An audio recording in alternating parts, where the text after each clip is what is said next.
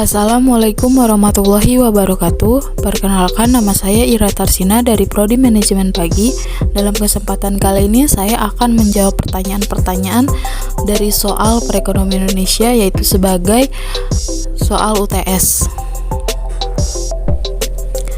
1. Berikan suatu penjelasan berdasarkan Undang-Undang Tenaga Kerja Nomor 13 Tahun 2003 kalau dilihat dari 1. Klasifikasi tenaga kerja, 2. Batasan usia kerja, 3. Kesempatan kerja, dan 4. Sampai dengan sistem pengupahan.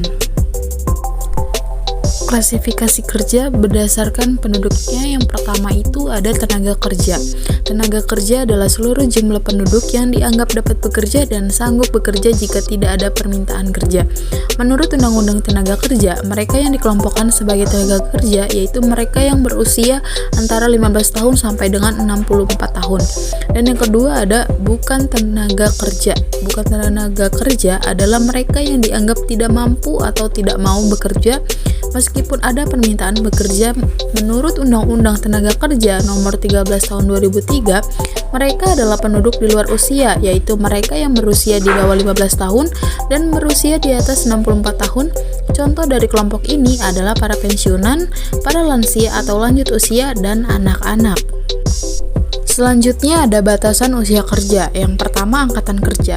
Angkatan kerja adalah penduduk usia produktif yang berusia 15 sampai 64 tahun yang sudah mempunyai pekerjaan tetapi sementara tidak bekerja maupun yang sedang aktif mencari pekerjaan. Yang kedua, bukan angkatan kerja. Bukan angkatan kerja adalah mereka yang berumur 10 tahun ke atas dan kegiatannya hanya bersekolah, mengurus rumah tangga, dan sebagainya. Contoh dari kelompok ini seperti anak-anak, mahasiswa, ibu rumah tangga, dan orang cacat. Selanjutnya ada kesempatan kerja. Kesempatan kerja adalah kegiatan yang menggambarkan ketersediaan lapangan kerja untuk para pencari kerja. Secara umum, ini juga bisa diartikan sebagai jumlah tenaga kerja yang dapat atau akan berkontribusi aktif dalam perekonomian. Selain itu, kita juga dapat mendeskripsikan sebagai lowongan kerja, yaitu pencarian sumber tenaga kerja. Kesempatan kerja juga sangat erat kaitannya dengan kemampuan pemerintah untuk menciptakan investasi yang aman dan nyaman, serta kualitas dari sumber daya manusia dalam lapangan pekerjaan. Peningkatan pada bidang investasi dapat memperluas lapangan kerja sehingga kesempatan kerja menjadi lebih banyak, sebab jika investasi meningkat maka akan meningkatkan jumlah produksi barang maupun jasa. Adapun jenis-jenis kesempatan kerja, yaitu 1. Kesempatan kerja permanen. Kesempatan kerja ini adalah kesempatan kerja yang memungkinkan Anda bekerja hingga pensiun atau tidak mampu lagi bekerja. Misalnya Anda bekerja di instansi kepemerintahan atau swasta yang memiliki jaminan sosial seperti TNI, Polri, PNS, dan sebagainya. Yang kedua yaitu kesempatan kerja temporer. Kesempatan kerja ini adalah kesempatan kerja berjangka waktu. Sistem kerja ini seringkali digunakan oleh instansi swasta yang menggunakan kontrak atau perjanjian kerja. Selanjutnya ada sistem pengupahan. Yang pertama itu sistem upah menurut waktu. Berdasarkan sistem upah bisa dilakukan berdasarkan waktu kerja karyawan. Dalam sistem upah menurut waktu, pembayaran upah dapat dilakukan dengan mudah. Selain itu, perhitungan upah ini juga tidak menyulitkan. Yang kedua, ada sistem upah menurut ketentuan hasil.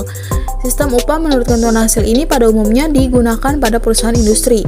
Jumlah upah yang diterima oleh karyawan bergantung pada jumlah produksi atau hasil yang dicapai oleh masing-masing karyawan. Jadi semakin rajin seorang karyawan, maka upah yang akan didapat lebih tinggi. Namun sistem tersebut apabila tidak dilakukan kontrol mutu yang ketat akan menghasilkan mutu barang yang rendah.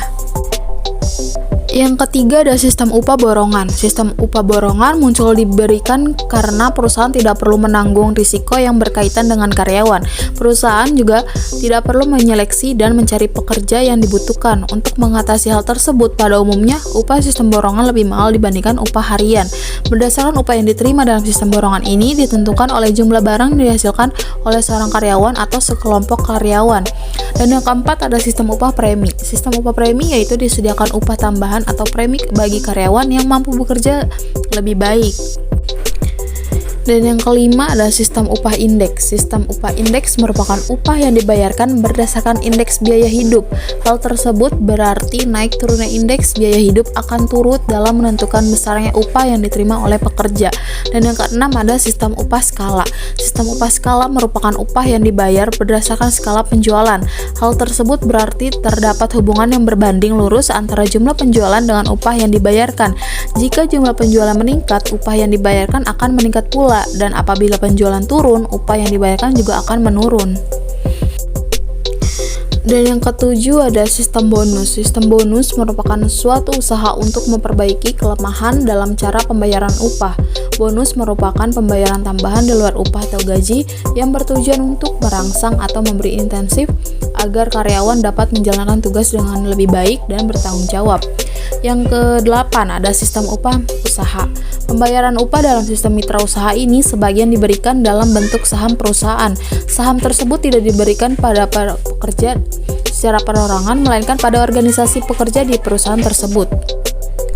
Dan yang kesembilan ada sistem upah menurut banyaknya produksi atau produktivitas. Sistem upah ini diberikan sesuai dengan peningkatan atau penurunan jumlah produksi barang atau jasa. Dan yang terakhir atau yang ke-10, sistem upah menurut prestasi merupakan upah yang diberikan sesuai dengan prestasi atau jumlah barang yang dihasilkan oleh masing-masing pekerja. Sekian dan terima kasih, kurang lebihnya mohon maaf apabila ada kesalahan dalam pengucapan serta kesalahan menjawab pertanyaan-pertanyaan. Kurang lebihnya mohon maaf. Wassalamualaikum warahmatullahi wabarakatuh.